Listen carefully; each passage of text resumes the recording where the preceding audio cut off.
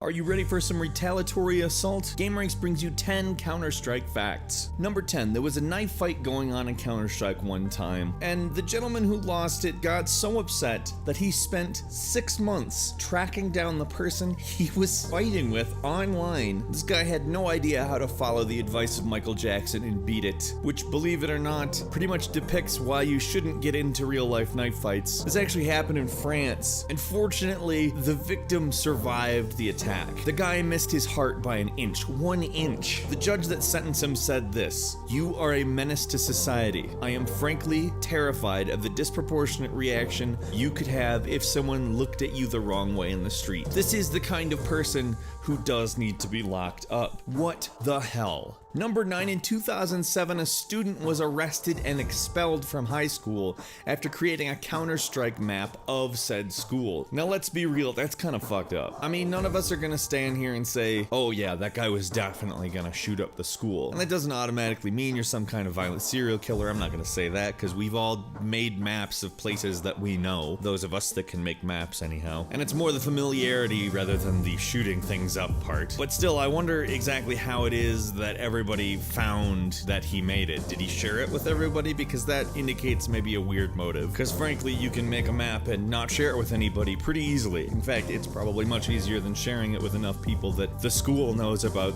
the shoot 'em up map that you made of your school. This was like right after the Virginia Tech shootings though, so people were rightfully on edge. Do I think that that's necessarily an appropriate reaction to that? Hell no. Arresting him? What? That's silly. Maybe you recommend counseling for him and figure out exactly why he did it before you start doing shit like that, but you know, whatever. Number 8, Jack Thompson, who is the absolute smartest person on the planet, as in he's an unintelligent asshole with no information that relates to the real world at hand whenever he makes any decisions or proclamations, sent a letter to Bill Gates about Counter-Strike because apparently they were somehow responsible for Counter-Strike, despite it, you know, not being made by them at all. He actually wanted to pin the Virginia Tech shooting on Microsoft for Counter-Strike, which...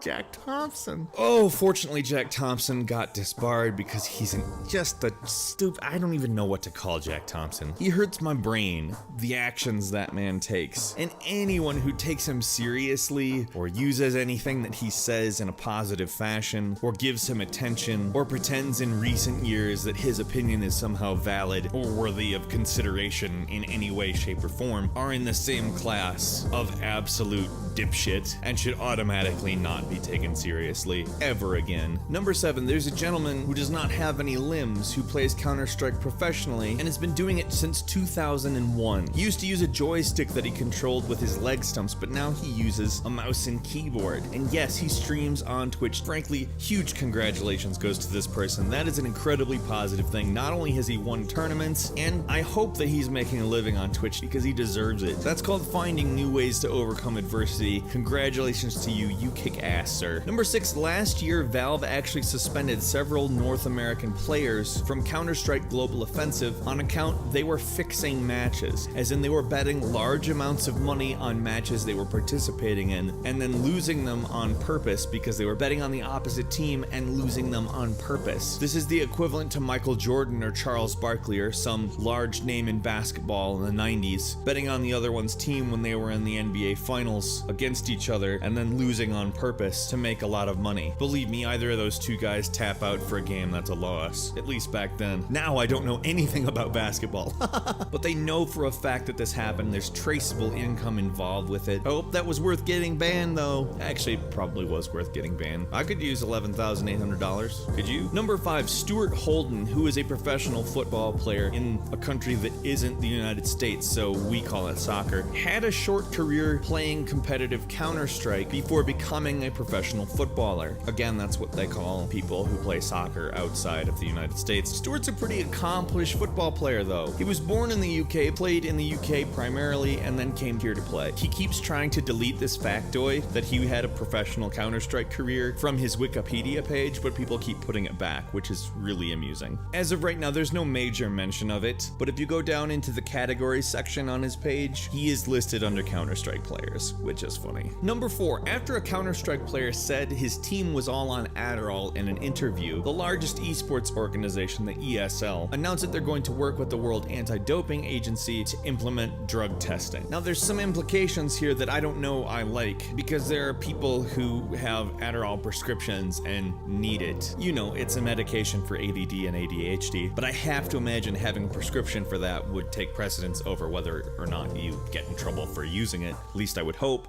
This is actually a pretty new development. They only began talking about it last year, and really the effects on the league itself are not apparent yet. In truth, people might find they don't need drugs to be great, because real winners don't use drugs. Number 3, in Russia they had a tournament for Counter-Strike, and the organizers actually hired strippers to try and distract the players. It did not work. Now, I just want to go ahead and say congratulations to the people who were playing the games that did not work, because whether or not you are quote-unquote into strippers, that would be distracting on some level, especially if the point is to distract, the instructions given to them is to distract the people playing a game. I could imagine it being annoying even, but they hammered through it. They were able to play their games without any trouble, and good on them for that, not falling for the whole we can control you with your penis thing. Number 2, there's a shooting range in Las Vegas that offers a Counter-Strike package, meaning the various guns in Counter-Strike are all usable if you buy this package. Anything from an HK MP5 to a Desert Eagle to a Beretta to a Glock, M4 carbines, AK-47s, it's all there, and it's probably one of the only places you're ever going to shoot that stuff in your life. Frankly, like, it costs $695 to play around with these guns. Buying them, I'm sure, would probably cost you several $1,000s. Finally, number 1, McDonald's in Sweden actually named a burger after their national Counter-Strike team. The burgers are called McNip burgers, as in MCNIP, as in McNip, as in sounds like McNipple. The professional gaming organization is known as Ninjas in Pajamas, which abbreviates to NIP, which is said nip, which sounds like nipple. McNip? I'll have a McNip,